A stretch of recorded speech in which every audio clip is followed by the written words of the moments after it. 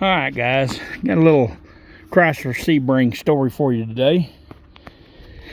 We're just doing lower control arms and CV axle on this side and just a control arm on the other side.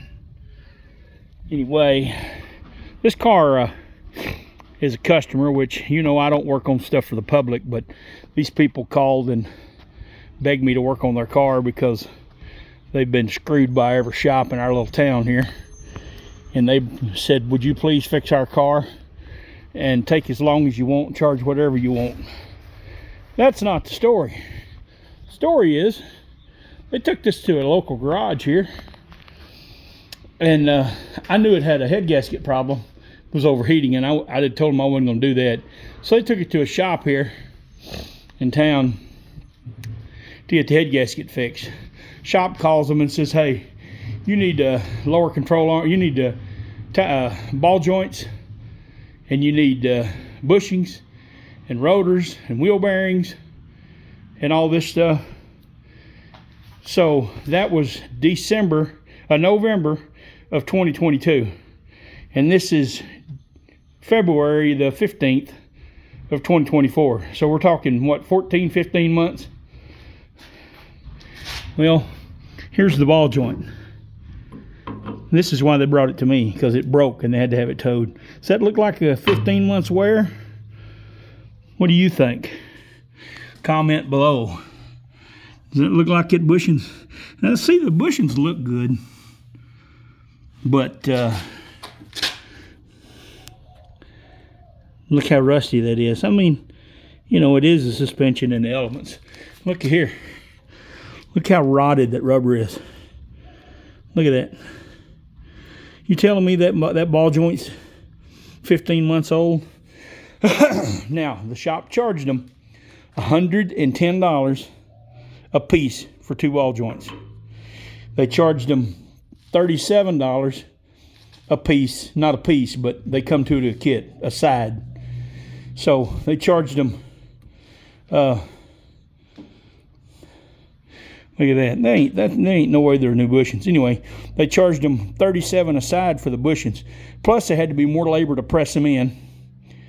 And on top of that, we bought lower control arms at O'Reilly's complete here locally. Had them in stock for $60 a side. So $110 times 2. $220. I bought both control arms for $120. You know, what do? Another $80 for the bushings, plus whatever they charge to put them in. And I got the control arms that you just bolt on for $60. So the moral of the story is, if you work on your car and save stuff like this, but if you're not able to work on your car, or you don't even know anything about cars, at least learn what parts they're changing, what they look like, and where they are, and either look at them yourself or make them show you the new parts. Because I guarantee you, they charge them, you know, several $100 labor on top of, you know, what, $300 in parts. So probably $600-700, and they didn't do anything. They charged them for wheel bearings that are new, that are, you know, they're all rusted and caked. They hadn't been changed. Of course, when this ball joint broke, it took this drive axle out, so they had to have a drive axle. But it's just you have to look things over, make certain that the work you're paying for, they're actually doing. I run into this a while back. Let's have a seat in my chair. I run into this a while back. I had a 2011 Duramax and bought it new. Had 7 miles on it, and the dealership in the next town over, Weatherford, is the only dealer that ever worked on that truck. Well, at about 70,000 miles, they did the oil changes and everything. At about 70,000 miles, they told me that it needed a transmission service. Now, what they do when they do a transmission service is they disconnect your cooler lines that go from the transmission to the radiator, and they hook a machine to it, and they pump fresh fluid. They start the truck up, or a car or whatever, they're all the same. They start it up, and it pumps the fluid out of the transmission into the machine. The machine puts new fluid back in the other line where they took the line loose. You know, they just put it in a loop. They pumps a clean fluid back in, and they just let it run and circulate until they don't get any dirty fluid.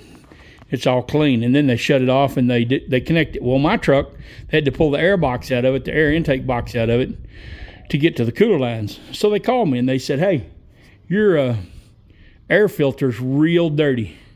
I said, "Well, I know. You take these vehicles to a oil change facility, and they tell you they're checking all this stuff, but they never really do." And the guy just said, "Yeah, who you take it to?" And I said, "I take it to y'all."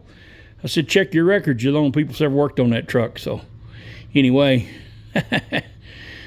that's the name of that tune. He said, "Well, we'll take care of it." And I said, "Yeah, that's what they said last time I had it over there." But anyway, so watch what you guys do. If you have a mechanic work on your car, watch what they do. And I'm not going to mention the shop, because I'm going to try to get, I think I'm not going to mention the shop that did this suspension work, because I think it's a criminal case. I'm sure they've done this to other people, and it looks like felony theft. You know, they should be audited and made to pay for what they do if this is how they do business. Anyway, that's all I got today.